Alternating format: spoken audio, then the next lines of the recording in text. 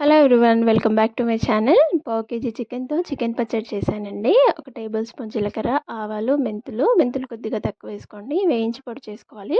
Stove పైన ఇంకో pan పెట్టేసి ఆయిల్ వేసుకొని చికెన్ వేయించుకోవాలి. నేను పల్లి నూనెతో చేస్తున్నాను.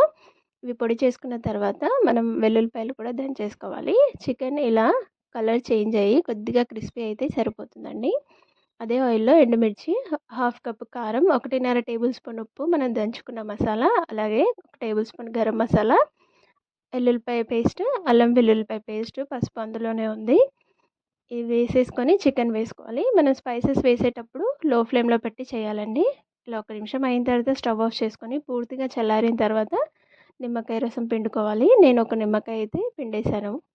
అంతే అండి. చల్లారిన తర్వాత మనం సర్వ్ చేసుకోవాలి. ఈ రోజు కంటే నెక్స్ట్ డే తింటే బాగుంటుంది.